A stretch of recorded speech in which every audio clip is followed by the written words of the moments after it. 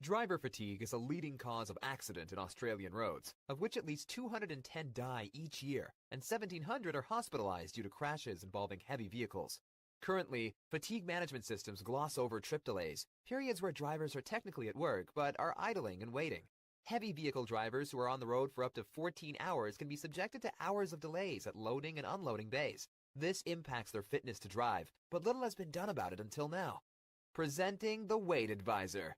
Using data science, Weight Advisor will expose delays throughout the supply chain and provide businesses at the loading and unloading ends of the supply chain insights that could be used to improve processes and achieve efficiencies.